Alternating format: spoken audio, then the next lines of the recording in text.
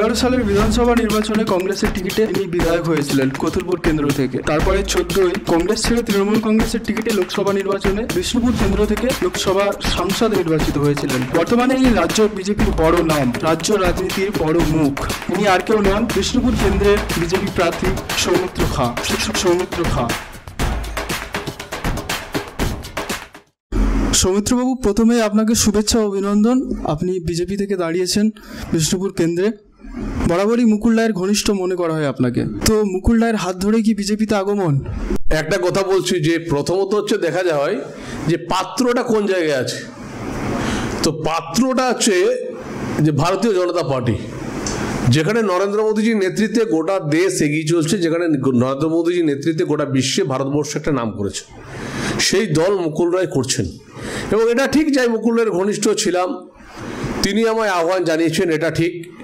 কিন্তু এটা ঠিক যে ভারতীয় জনতা পার্টি থেকে আমায় যখন আহ্বান জানানো হয়েছে, আমি সত্যি খুব গর্বিত যে ওনারা আমায় পাপের প্রায়শ্চিত্ত করার জন্য জায়গা দিয়েছেন। যে আজ তৃণমূল কংগ্রেসে থেকে যে পাপ করেছি, সেই পাপের প্রায়শ্চিত্ত করার জন্য অমিত শাহজি আমাকে আজকে জায়গা দিয়েছেন। এটা আমার কাছে বড় কথা যে দিলীপ বাবুরা আমাকে মেনে নিয়েছেন, আমাকে রাহুল বাবুরা মেনে নিয়েছেন, আমাকে মুকুল বাবুরা মেনে নিয়েছেন, আমাকে প্রত্যেকেই ভারতীয় জনতা পার্টির নেতৃত্ববর্গ, জেলা নেতৃত্ববর্গ আমাকে মেনে নিয়েছেন। আমি নিশ্চিন্তে বলতে পারি যে নরেন্দ্র মোদীজির নেতৃত্বে এবং অমিত শাহজির নেতৃত্বে যেভাবে ভারতীয় জনতা পার্টি এগিয়ে যাচ্ছে এবং মানুষের কাজ করছে, তাতে নিশ্চিতভাবে ভারতবর্ষ আমাদের খুব সুরক্ষিত এবং ভারতবর্ষ সুরক্ষিত থাকবে এই আশায় এবং এই ভরসায়।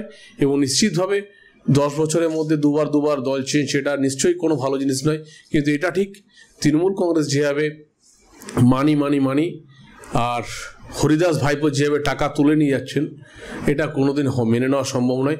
একটা ব্যানার্জি ফ্যামিলির জন্য গোটা পশ্চিমবঙ্গের ক্ষতি হচ্ছে। এটার জন্য প্রত্যেককে যুবককেই রুখে দাঁড়ানো দরকার। আর রুখে দাঁড়াতে হলে একটাই জায়গা আছে, সেটা ভারতীয় জনতা পার্টিতে অংশগ্রহণ করা, সেটা ভারতীয় জনতা পার্টিতে যে কোনো যুবকদের অংশগ্রহণ করা। কারণ ভারতীয় জনতা পার্টি যেসব রাজ্যে আজকে আমাদের মুখ্যমন্ত্রী ছিলেন, সেই রাজ্যগুলো অনেক এগিয়ে গেছে। একদিকে যদি আমরা ধরি গুজরাট, একদিকে যদি আমরা মধ্যপ্রদেশ, একদিকে ধরি আমরা প্রত্যেকটি জায়গায় যদি আমরা ধরি, যে প্রত্যেক জায়গায় দেখবো যে যেখানেই ভারতীয় জনতা পার্টির মুখ্যমন্ত্রী ছিলেন, সেই জায়গাগুলো অনেক এগিয়ে যাচ্ছে পশ্চিমবঙ্গ থেকে। তাহলে আমরা ভারতীয় জনতা পার্টির সঙ্গে যুক্ত থাকবো না কেন?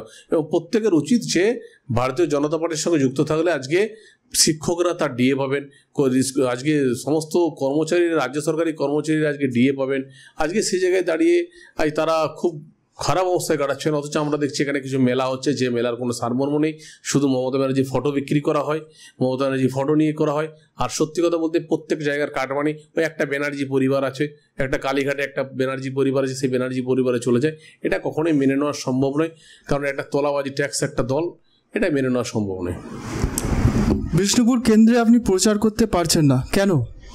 বিষ্ণুপুর কেন্দ্রে দেখুন, আমি যেদিন 8 তারিখে তৃণমূল কংগ্রেস ছেড়ে দিই, আমি 9 তারিখে যেদিনই বিজেপিতে যোগদান করি, তারপর থেকে আমাকে কেস দেওয়া হয়। এটা হচ্ছে তৃণমূল কংগ্রেসের সবচেয়ে বড় একটা অস্ত্র, যে পুলিশকে নিয়ে সঙ্গে নিয়ে ওরা একটা ইটলারি রাজত্ব চালাচ্ছে। কারণ তিনি নিজেকে ইটলার মনে করেন এবং ইটলারি রাজত্ব চালাচ্ছেন। সেই ইটলারি রাজত্বকে করার জন্য আমার বিরুদ্ধে কেস দিয়েছেন।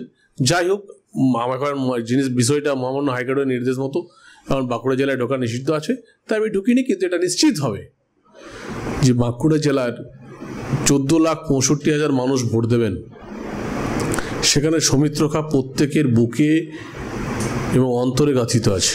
এবং তার চেয়েও বড় কথা হলো ভারতীয় জনতা পার্টির পদ্মফুল ছাপ, এটা সবাই কিন্তু মেনে নিয়েছেন। এখানে নিশ্চিতভাবে সৌমিত্র খাঁ প্রচারে না গেলে এলাকার মানুষ আরও বেশি করে আমায় ভোট দেবেন। কারণ আমি 5 বছর প্রতিটা দিন মানুষের সঙ্গে কাটিয়েছি, প্রতিটা দিন মানুষের সঙ্গে থেকেছি। আমি 24x7 আমার মোবাইলের নাম্বারও 100 ডায়াল, তাই আমি 100 ডায়ালই লেখা আছে। কারণ যে কোনো মানুষ আমায় ফোন করলেও যে কোনো সময় পেয়েছেন, আমি যে কোনো মানুষ যখনই ডেকেছেন আমি পেয়েছেন। আমি সে একজন জনপ্রতিনিধি, সাধারণ মানুষ হয়ে কাজ করেছি, কাজ করব, সে অভাবটা মানুষ পাবেন। এবং আমি মানুষের কাছে ক্ষমা প্রার্থী যে আমি আসতে পারছি না, তার জন্য আপনারা আমায় ক্ষমা করবেন। কিন্তু নিশ্চিত জানবেন ভারতীয় জনতা পার্টির সঙ্গে আমি যুক্ত আছি। আপনারা পদ্মফুল দেখে একদম ছাপে ইভিএমে বোতাম টিপুন। প্রশাসনিক অনুমতি পাওয়ার পর, কোর্টের অনুমতি পাওয়ার পর আপনি ঠিক কিভাবে প্রচারে নামবেন বলে ঠিক করেছেন? কি কি ইস্যুকে হাতিয়ার করবেন? দেখুন, আমি খণ্ডঘোষ বিধানসভা অলরেডি প্রচার করছি। অলরেডি আমি 4 দিন প্রচার, অলরেডি 5 দিন প্রচার আমি করলাম।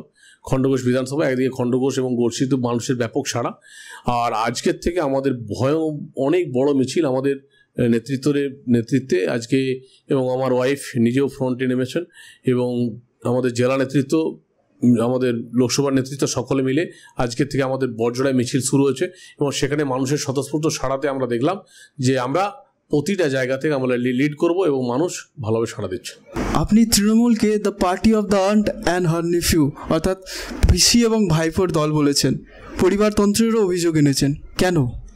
মমতা ব্যানার্জি যখন তৃণমূল কংগ্রেস গঠন করেছিলেন তখন বলেছিলেন এটা গান্ধীদের দল, এই দলটাকে মেনে নেওয়া যায় না জাতীয় কংগ্রেসকে। তখন তিনি আঙুল তুলেছিলেন পরিবারতন্ত্রের বিরুদ্ধে।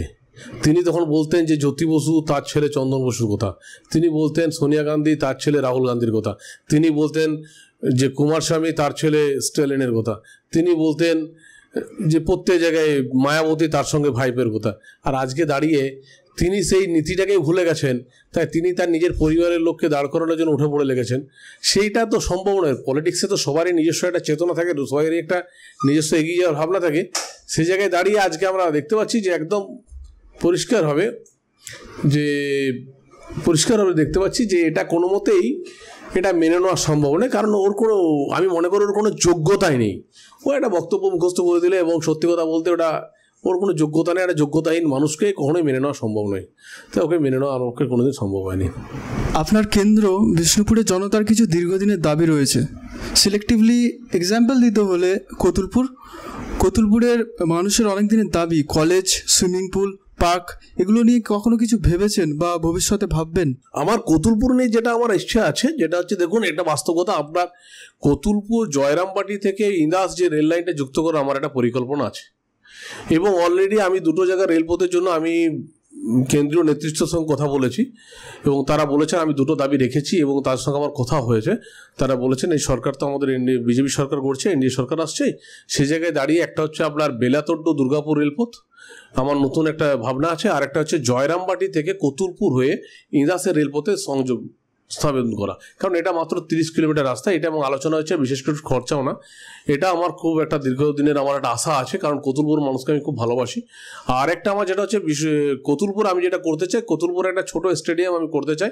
একদিকে বিষ্ণুপুর আমি ইন্টারন্যাশনাল স্টেডিয়াম করতে চাই, এবং কতুলপুরে আমি বিবেকানন্দ একটা মাঠ আছে, এই ক্লাবের একটা মাঠকেও আমি অনেক টাকা দিয়েছি, দুটো মাঠ আছে বড় বড়, সেখানে আমি অনেক টাকা দিয়েছি, আপনি দেখে নিতে পারবেন। এবং ওখানে আমি একটা ভালো স্টেডিয়াম করতে চাই বিষ্ণুপুরের মতো, আর বিষ্ণুপুরের জায়গাতে আমি একটা ইন্টারন্যাশনাল মাঠ করতে চাই। এই দুটো তিনটে দাবি নিয়ে আমার কিন্তু আজকে এত বড় আশা প্রত্যাশা নিয়ে আমার এগিয়ে যাওয়া। আর কতুলপুরের মানুষ যেটা হচ্ছে চিলড্রেন পার্কে, এটা সত্যি কথা, চিলড্রেন পার্কে একটা জমির সমস্যা ছিল, জমির সমস্যাটা আমি পেয়ে উঠতে পারিনি।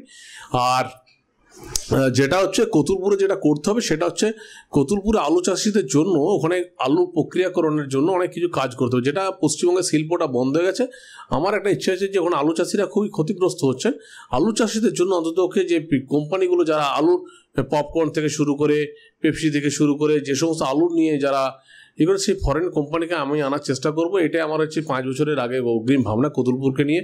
এবং যে আমার এই একটা চিন্তাভাবনা আছে, বিশেষ করে কতুলপুর, জয়পুর এবং ইন্দাস, পাত্রসার, এখানে আলু চাষটা ব্যাপক হয়, এবং খণ্ডঘোষ, গলসি কিছুটা, তো এখানে আমি কিছু সবজি প্রক্রিয়াকরণ করে যে ধরনের খাবার আমরা খাই সেই ধরনের প্যাকেটজাত দ্রব্য তৈরি করা কিছু কারখানা আমার নিয়ে আসার ইচ্ছা আছে।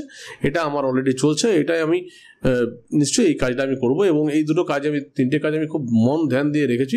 কতুলপুর স্ট্রিট লাইটের দরকার ছিল, স্ট্রিট লাইট আমি করেছি।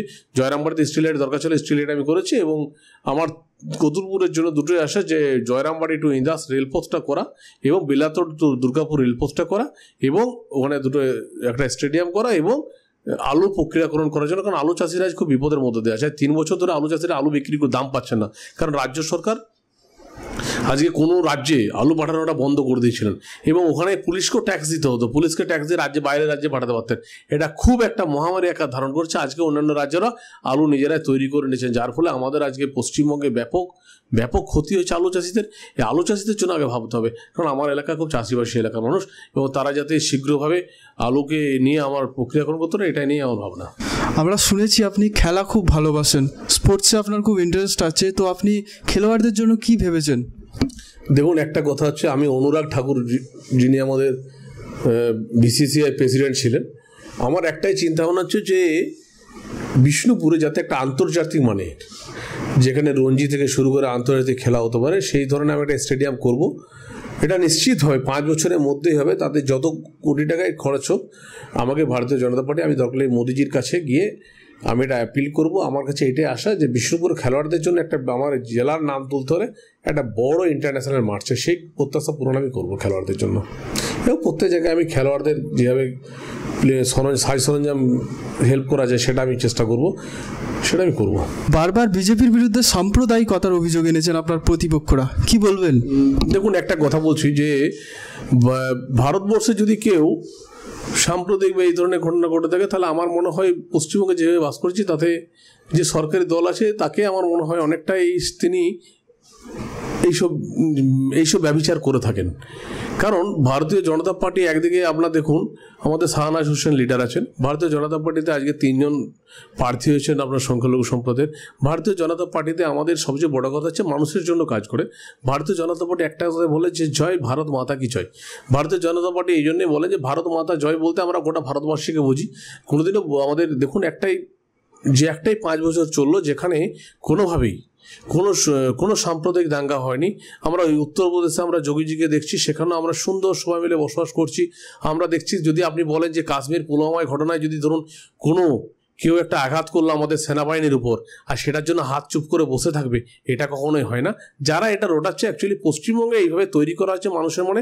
পশ্চিমবঙ্গে এই ধরনের একটা প্রাধান্য তৈরি করা হয়। পশ্চিমবাংলায় এটা মানে লজ্জার বিষয়, পশ্চিমবাংলায় এটা অত্যাচার করা হয়। এটা আর অন্য কিছু না। এটা ভারতবর্ষে আজকে ভারতীয় জনতা পার্টির 19টা রাজ্য আছে। 19টা রাজ্যে আজকে ধরুন প্রত্যেকে আমরা জাতি সম্প্রদায় সবাই মিলে মিলেমিশে আছি। তার উদ্দেশ্য এতগুলো রাজ্যে যখন আছে, তো কারণই হচ্ছে একটাই, যে ভারতীয় জনতা পার্টি হলো একমাত্র দেশের প্রধান চালিকা শক্তি একটা পার্টি। ভারতীয় জনতা পার্টি এবং নরেন্দ্র মোদীজির নেতৃত্ব, অমিত শাহজির নেতৃত্বে যেভাবে এগিয়ে চলছে, তাতে নিশ্চিতভাবে আমরা বলতে পারি ভারতবর্ষ খুব ভালো আছে এবং কোনোভাবেই তার সাম্প্রদায়িকতা দল নয়। এবং যদি যারা বলছেন তারা নিজেরাই এইসব ধরনের ব্যবহার করে থাকে, তাই তারা এইসব ধরনের কথা বলছে। শ্যামল সাঁতরা আপনাকে যাযাবর পাখি বলেছেন, আপনি নাকি এক স্থানে টিকে থাকতে পারেন না, কি বলবেন এ বিষয়ে? আসলে এটা ঠিক কথা আছে কি জানেন তো, অনেক সময় দেখবেন যে যদি কাজের সময় কাজ ভরলে পাজি। কারণ শ্যামল সাঁতরা কখনোই মানুষের যে ভোট নিয়েছিলেন 2014 সালে আমার ভোট থেকে জিতেছিলেন, তাও 2016 সালে জিতেছিলাম, তারপরে মন্ত্রী হলো। সবচেয়ে বড় দুঃখের বিষয় যে 18 জনকে ওনার যে পিএস রাখা হয়, সেখানে প্রত্যেকটা ওনার ঘরের লোককে বা অন্যভাবে তাদেরকে রেখেছে। সেখানে কিন্তু কখনোই তৃণমূল কংগ্রেসের ছেলেরা খুব একটা জায়গা পায়নি, এটা আপনি জিজ্ঞেস করে দেখবেন। এবং শ্যামল সাঁতরা নিজেই মন্ত্রিত্ব পাওয়ার পর আমি ওকে বলছি যে একটাই কথা, ভাই আর তো কয়েকটা দিন পর লোকসভা ভোট, নিশ্চয়ই তুমি এগিয়ে চলো, কিন্তু নিশ্চয়ই আর কয়েকদিন পর মানুষ তোমায় জবাব দেবে। কারণ পশ্চিমবঙ্গের সবচেয়ে যদি ব্যর্থ একটা প্রশাসনের মন্ত্রী হয়, সেটা হচ্ছে শ্যামল সাঁতরা। ব্যর্থ প্রশাসনিক একটা ছেলে, যে নিজেকে ঠিক রাখতে পারে না, যে সে আবার লোকের উপর দায় দেবে কি করে। আর যাযাবর পাখি বলছে, আমি শুধু একটা কথাই বলি, তাও তো অনেক ভালো। কারণ হচ্ছে যখন ফরেন থেকে প্রচুর পাখি এখানে আসে, তখন পাখি সবাই দেখতে সবাই যায়, পাখির উপকারিতা সবাই বোঝে।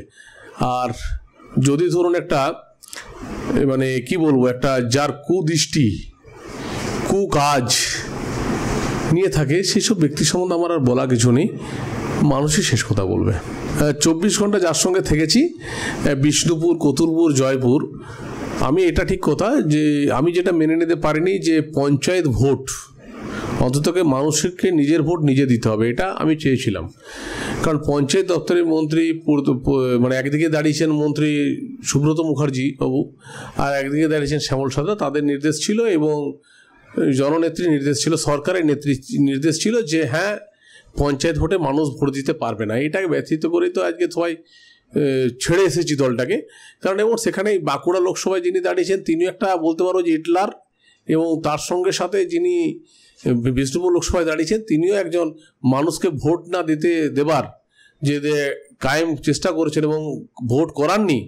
আমি তাকে জিজ্ঞেস করতে চাই, মানুষের স্বাধীনতা কেড়ে নেওয়ার ক্ষমতা উনি রাখেন কী করে একজন স্বার্থপরী মানুষ হিসাবে? ওনাকে জিজ্ঞেস করতে চাই। ওনাকেই আমি বলছি যে আপনি কি স্বার্থপরী মানুষ যে আপনি ভোট করতে দেননি? পঞ্চায়েত মন্ত্রীকে কেন বললেন না যে হ্যাঁ জয়পুরে ভোট হবে, হ্যাঁ হেতিয়ায় ভোট হবে, হ্যাঁ গেলিয়ায় ভোট হবে, হ্যাঁ বিষ্ণুপুরে ভোট হবে, বরজোড়ায় ভোট হবে, ওন্দাতে ভোট হবে, সোনামুখী ভোট হবে, বাঁকুড়া জেলায় ভোট হবে, সমস্ত জায়গায় ইন্দ্রাস পাত্র সাহেবের ভোট হবে, কেন উনি বললেন না? উনি কেন বলছেন যে মানুষকে ভোট দেওয়ার দরকার নেই? এটা খুব লজ্জাজনক ব্যাপার। ওনার নিয়ে আমি কোনো মন্তব্য আর করতে চাই না। যারা বুথ কর্মী বা ব্লক নেতৃত্বের সঙ্গে যোগাযোগ করেন মানুষের সাথে, আজকেই তো শুনলাম ইন্দ্রাসে যে নাকি মানুষ বিক্ষোভ দেখিয়েছে, যে বলছে যে মানুষ ভোট দিতে পেল না কেন তার তুমি জবাব দাও। পঞ্চায়েত ভোটে বিষ্ণুপুর এলাকার মানুষ, বিষ্ণুপুর লোকসভার মানুষ ভোট দিতে পারলো না কেন, প্রতিমন্ত্রী শ্যামল সাঁতরা তুমি জবাব দাও। এটা নাকি আমি শুনলাম আজকে ইন্দাস হয়েছে, কারণ মানুষ ওকে ঘৃণা করছে। ওটা কোনো প্রার্থী হিসেবে গ্রহণযোগ্যতা আছে বলে মনেই করি না, কারণ সে নিজে কোনোদিনও তার নিজের দলীয় কর্মীদেরকে একদিনের জন্য কোনোদিন ভেবেছে? এত দলীয় কর্মীরা যে এত কেস খেয়েছে এবং জয়পুরে যে এত গোষ্ঠীদ্বন্দ্ব হয়েছে, সে কখনো ভেবেছে?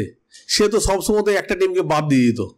সে তো কখনো দেখতাম যে ওখানে বইতলে একটা টিমকে বাদ দিয়ে দিত, কখনো কর্মীদের জন্য কোনোদিন কোনো কিছু ভেবে, যত সমস্ত নিজের কথাই ভাবে। ওটাকে নিয়ে আমি কোনো প্রার্থী হিসাবে গ্রহণযোগ্যতা আছে বলে মনে করি না, কারণ ওটা কখনোই কর্মীদের জন্য নয় এবং এলাকার মানুষের জন্যও নয়।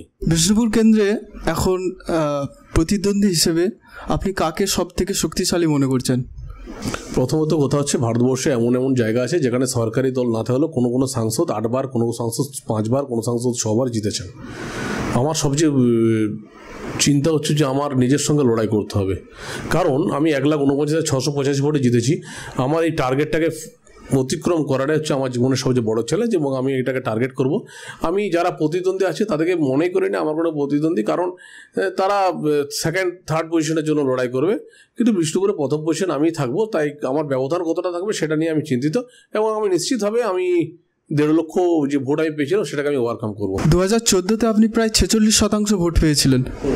2019-এ আপনার প্রত্যাশাটা কীরকম? দেখুন, এটা ঠিক কথা, সেই সময় আমাদের ভারতীয় জনতা পার্টি 14.80 ভোট% পেয়েছেন, এবং আপনার তৃণমূল প্রার্থী পেয়েছিল আপনার 45.80। কিন্তু এবার নিশ্চিতভাবে আমি বলতে পারছি আমরা প্রায় 42% ভোট পাবো। আর তৃণমূল কংগ্রেস আপনার ওই 26 থেকে 28% তৃণমূল কংগ্রেস ভোট পাবে, এবং নিশ্চিতভাবে আমরা প্রায় লক্ষাধিক ভোটে জিতবো।